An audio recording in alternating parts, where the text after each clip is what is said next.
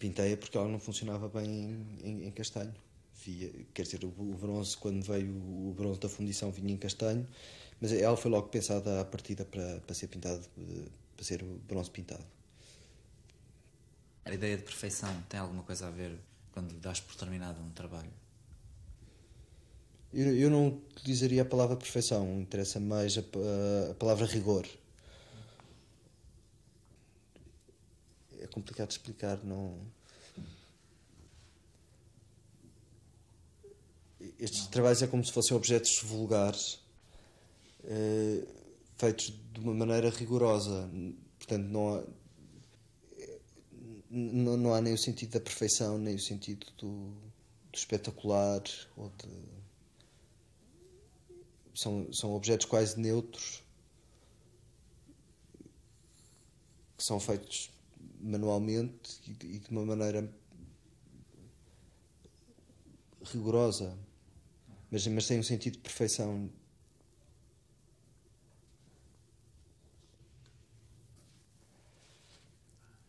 Olhando para os teus trabalhos, vê-se geralmente eles não são uma peça única.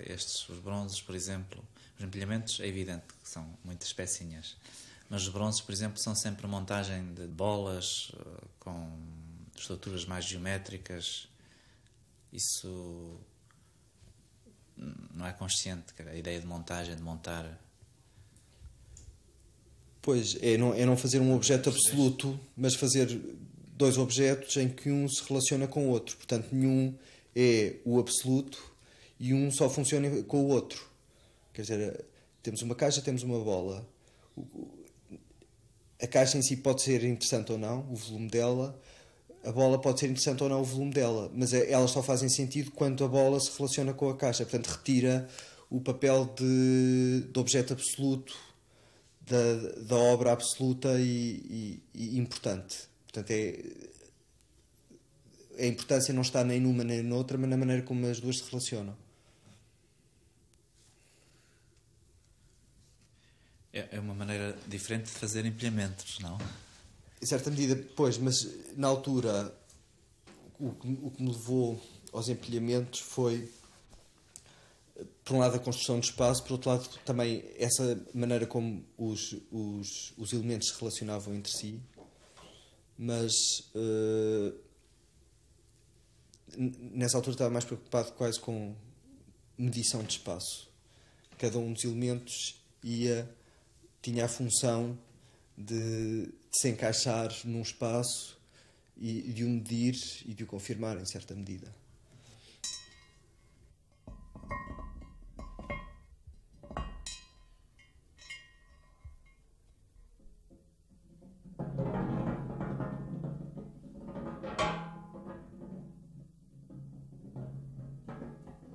Em relação a estes bronzes, há uma variação bastante, uma mudança brusca na dimensão dos teus objetos que produzes. Eu estava a fazer coisas muito grandes e cada vez maiores, a culminar com esta peça que estou a trabalhar para São João da Madeira, que tem 20 metros de diâmetro e 4 metros de altura. E apeteceu-me exagerar ao contrário, começar por voltar a fazer coisas minúsculas, mesmo com 15 centímetros, 20 centímetros. São dois extremos.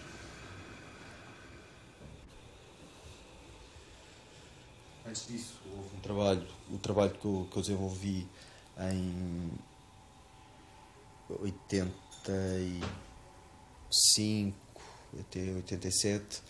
Todas as minhas esculturas eram de certa forma antropomórficas, todas elas tinham a escala humana. As colunas tinham 2 metros, 1,80 m, 1,90 m, as caixas andavam à volta de 1,5 m, 2 metros, portanto havia sempre uma relação entre o corpo, o meu corpo e o corpo da escultura, ou entre o corpo do observador e isso não terá o a corpo ver da escultura. com teres trabalhado algum tempo com o cutileiro? Tem mais a ver com problemas que eu tinha na altura, que era de relacionamento com o meu próprio corpo e como é que o meu corpo funcionava em relação ao espaço. E, portanto, arranjar um duplo, que era uma escultura, com em que eu me relacionava de igual para igual em termos de escala.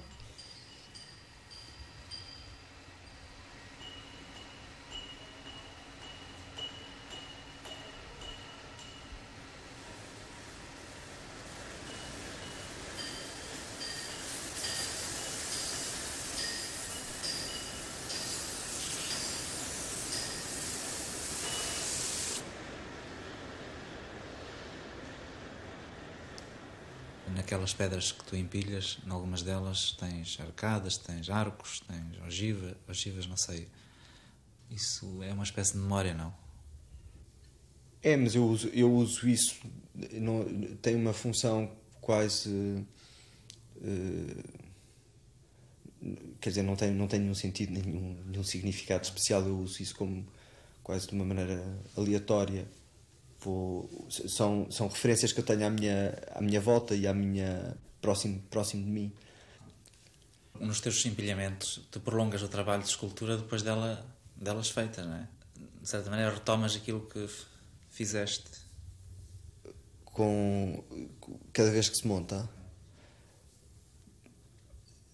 Sim, mas não é necessário que seja eu a fazer as montagens. Há a hipótese de. Há um caderno de instruções, portanto, qualquer pessoa estaria apta, seguindo essas instruções, a montar a escultura e a refazê-la. Não, há um processo, como é um processo de construção, cada vez que é montada, quem estiver a montar está a construir a escultura, mas não tem que ser eu necessariamente. Aí também a relação com a arquitetura é próxima, não? Sim, em certa medida, mas é diferente porque os blocos de pedra sou eu que os escolho e sou eu que os monto a outra escala, não é? E isso é que é a escultura. Depois o projeto, o tal caderninho de instruções, é só um elemento de apoio. Em arquitetura, não. Em arquitetura, o projeto é que é feito pelo arquiteto e a construção já não é ele que a faz.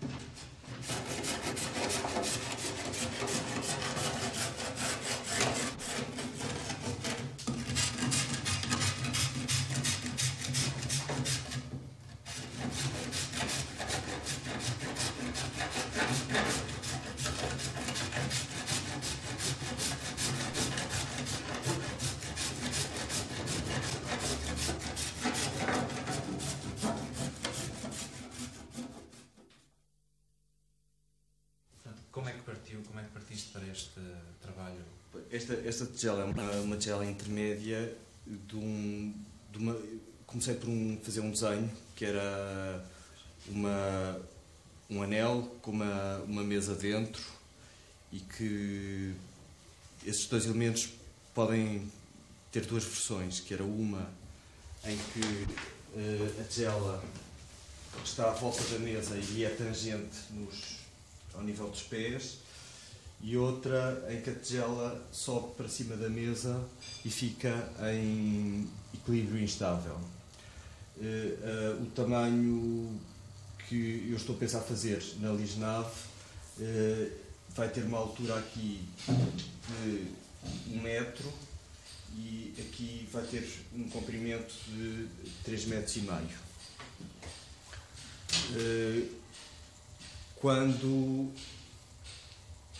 o anel estiver em cima da mesa, ele vai ficar com uma altura de 1,5 metro. Portanto, é possível espreitar através do anel e ver o que é que se passa na mesa.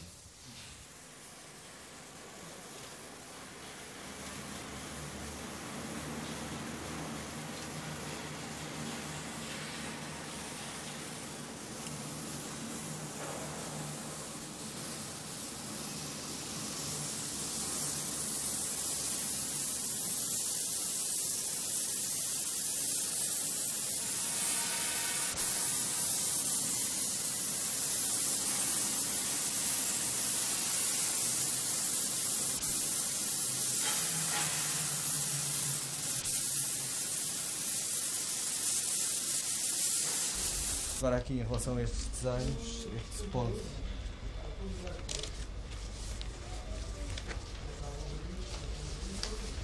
esta peça em cartolina é a escala 1/10 da peça que está a ser feita. Isto é a maqueta à escala de 1/10.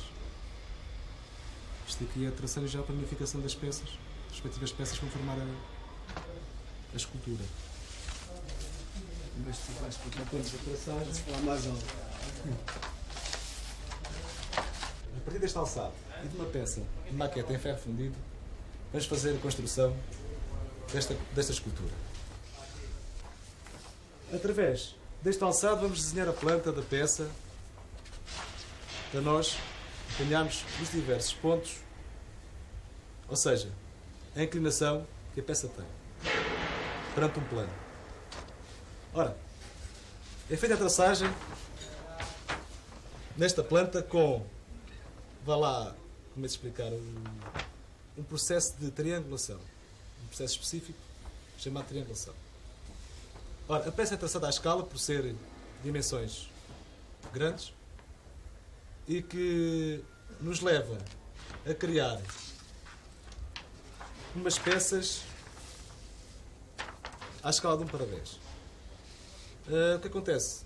Depois de fazer a traçagem da planta, vamos apanhar os diversos pontos através de divisão de partes iguais de todos os diversos raios que a peça inclui. Ora, depois de estarem divididos em partes iguais, será traçado então os diversos pontos de alturas e diagonais. Depois disso feito, vamos traçar então no respectivo papel tecnoplano a peça planificada. O que acontece? Vai-se tirar através da planta com o compasso os diversos pontos e transporta-se então para o tecnoplano com o alongamento da peça em si, com o perímetro total da peça, neste caso à escala de 1/10. Então é-nos dado as peças que vão compor a escultura. Isto é feito porque temos uma máquina que vai cortar isto na verdadeira grandeza, ou seja, é munido de uma cela fotoelétrica que, ao captar a escala de 1/10 os riscos, vai cortar na chapa na verdadeira grandeza.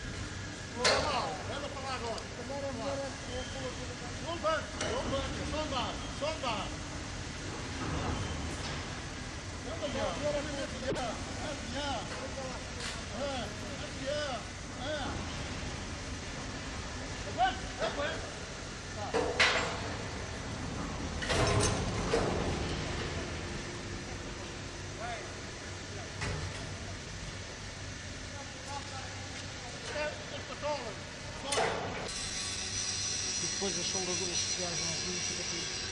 Depois bater a linha sempre.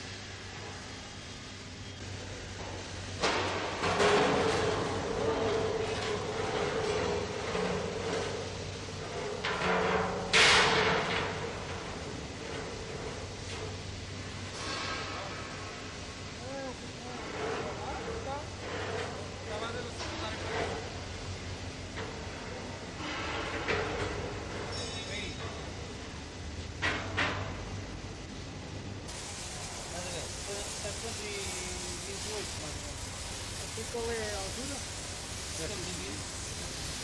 Ah, pois não, faz aqui muito mais. Vou usar mais aí.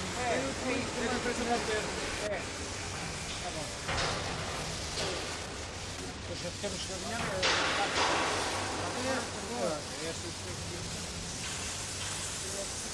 Agora temos ali. Está cerca de 8 minutos. Está aí cerca de 8 minutos.